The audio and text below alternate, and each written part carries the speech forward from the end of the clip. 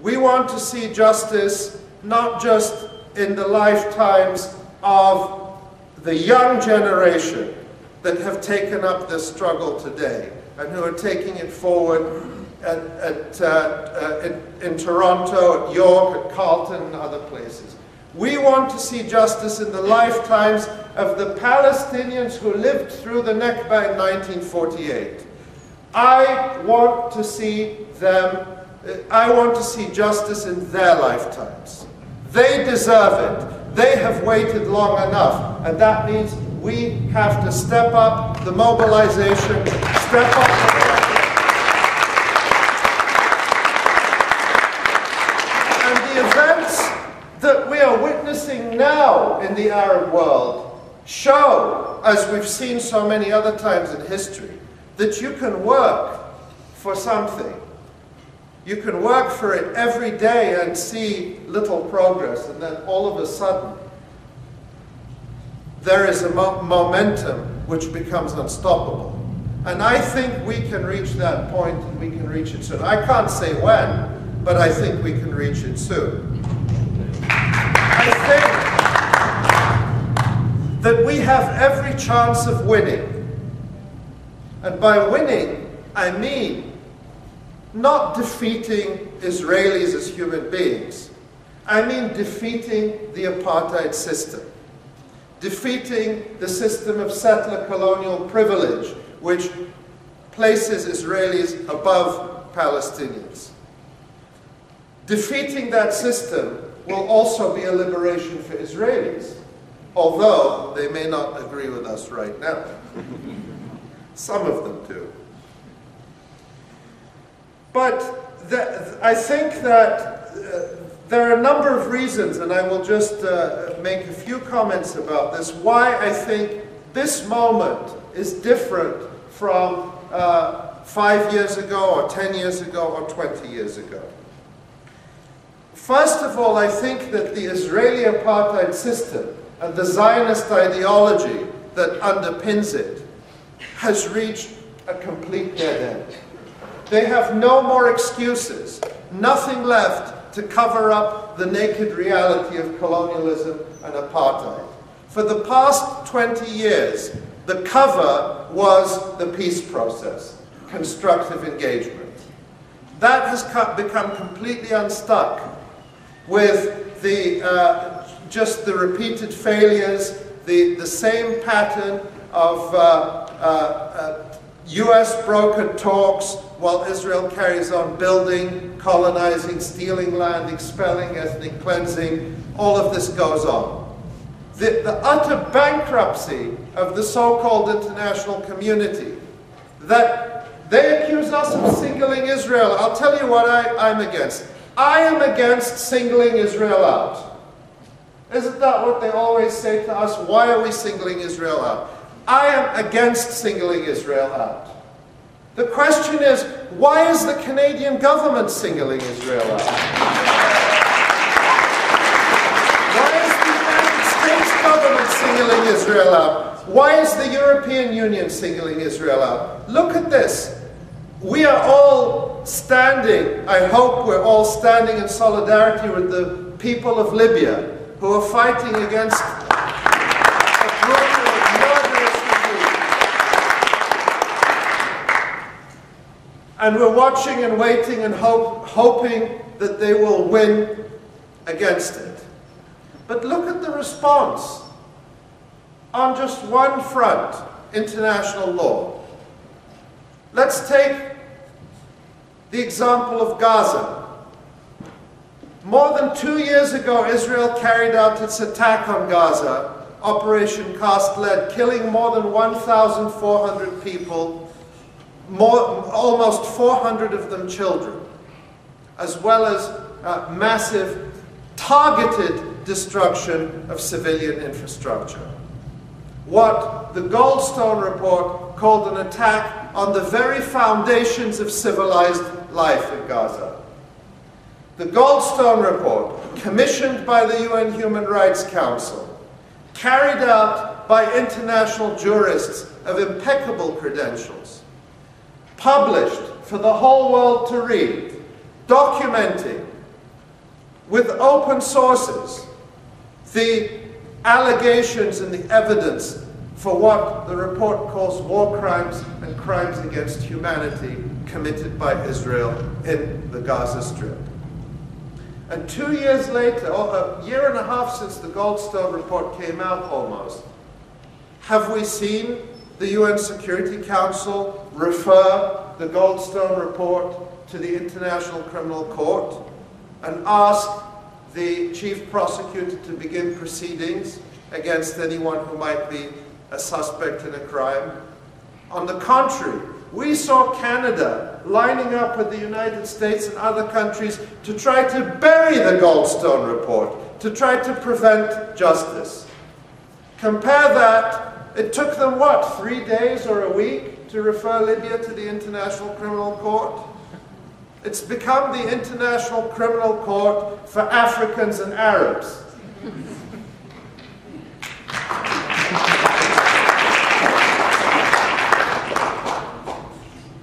So that singling out has to stop.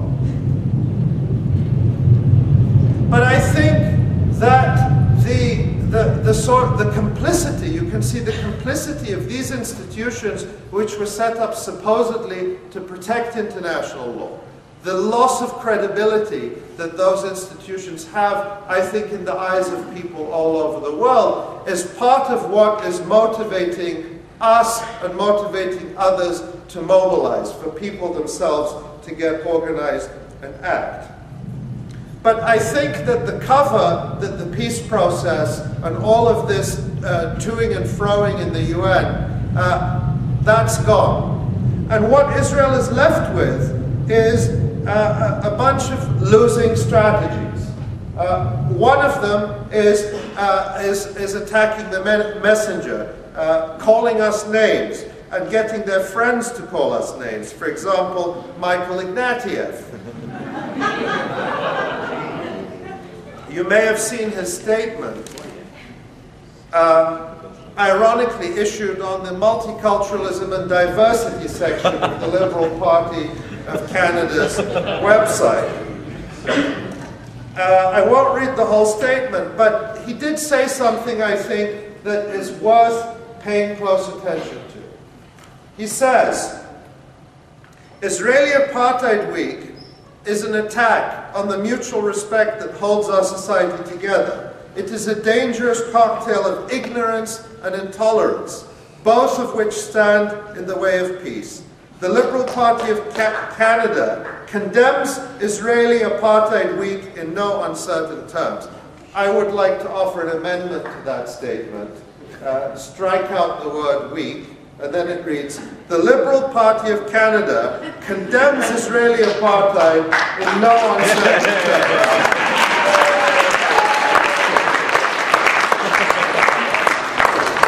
But there's a serious point here that I want to make.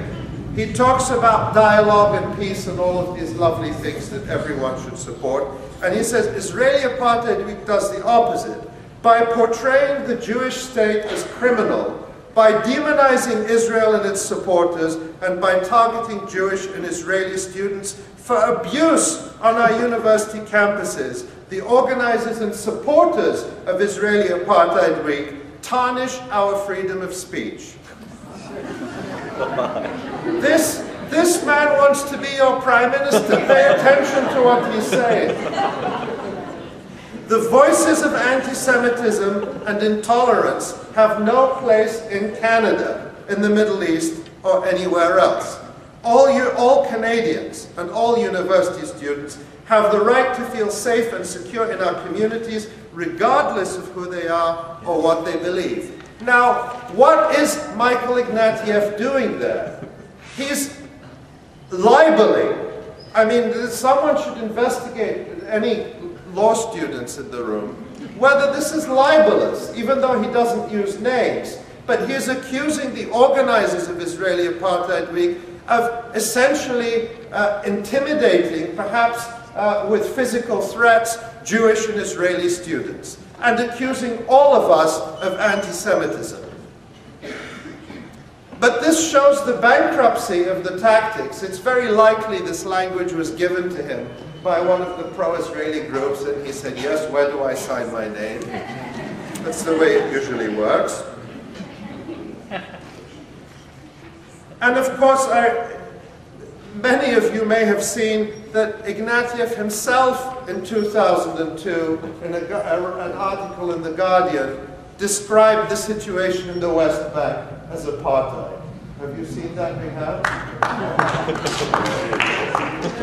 He wrote that the Israelis took him on one of these helicopter rides that they take all foreign politicians on.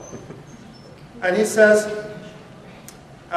when I look down at the West Bank at the settlements like Crusader forts occupying the high ground at the Israeli security cordon along the Jordan River, closing off the Palestinian lands from Jordan, I knew I was not looking down at a state or the beginnings of one, but at a Bantustan, one of those pseudo-states created in the dying years of apartheid to keep the African population under control. Michael Ignatieff, anti-Semite, right there.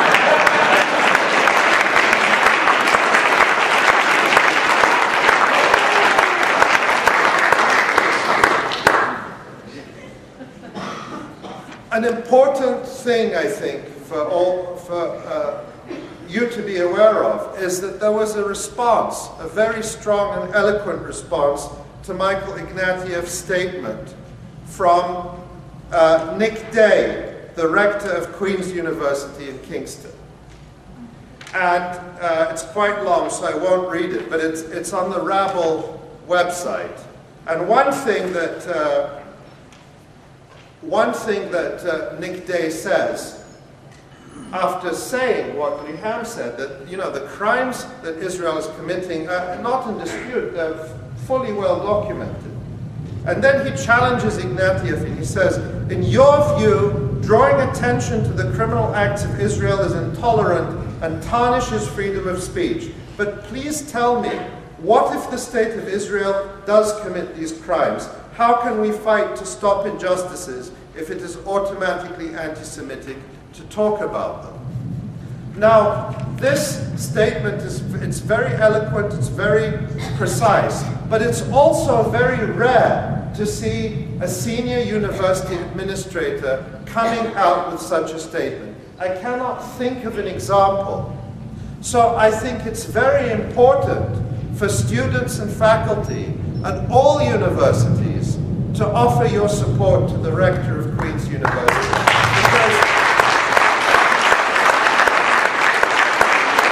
Because you know they're going to come after him. And he's going to face an incredible backlash for taking this courageous stand. But it shows that if he can do it, others can do it. And we should demand no less from the administrators of every other university.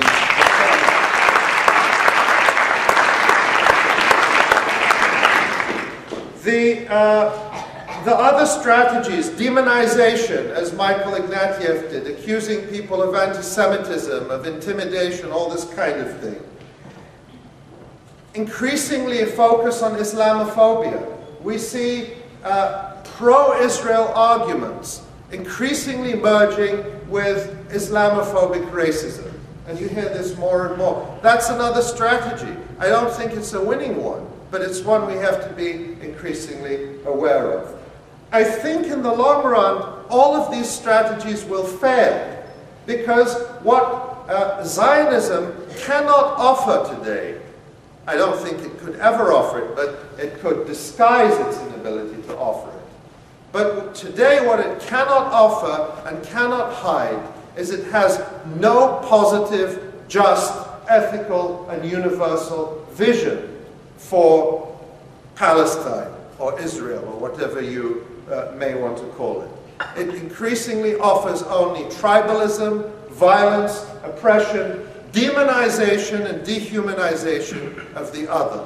Whereas what we are offering is a vision rooted in universal principles, which includes Israelis once they relinquish their apartheid system and agree to live as equals in a decolonized state with restitution for the victims of Israeli apartheid.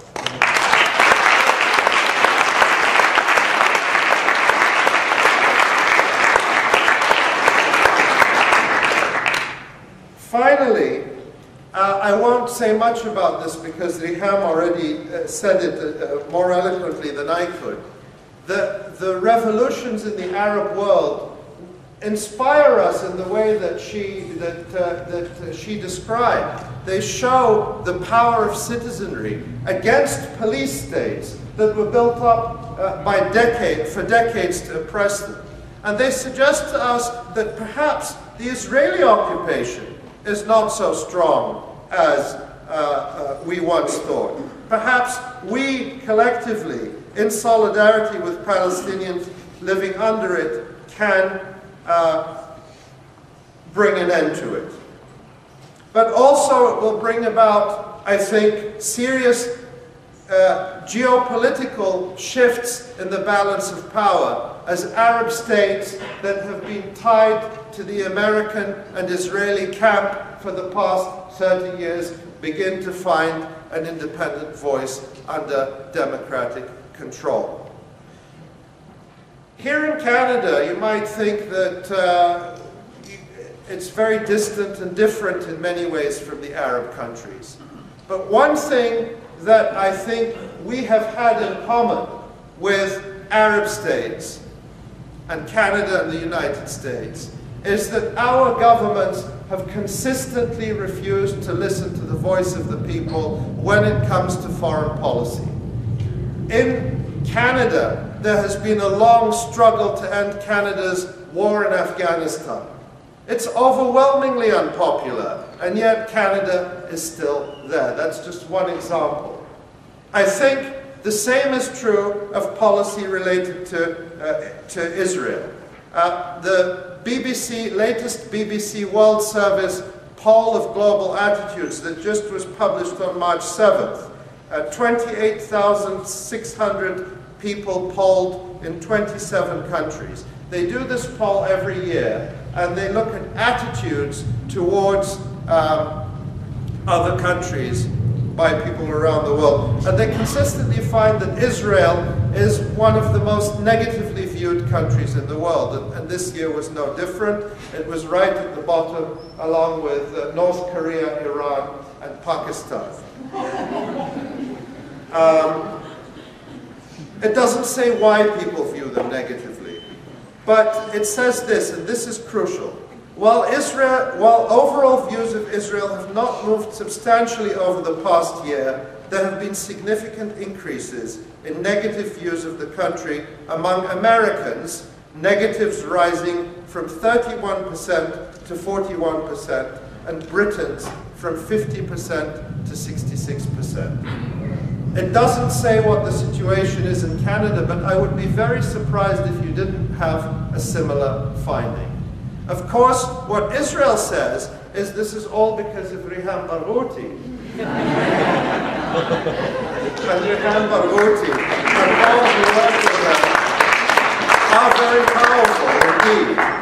But we know it's because of the accumulation of Israel's crimes that can no longer be hidden. From the war in Lebanon in 2006 to Gaza, to the attack on the Gaza Freedom Flotilla last May, killing 9 people like you and me, people who are concerned with justice, who were gunned down in cold blood on the high seas. But what these shifts show us is that the ground is very fertile for this movement. And for all these reasons, and many more that I won't tell you because I'm out of time, we can win. But give it all your support. Thank you.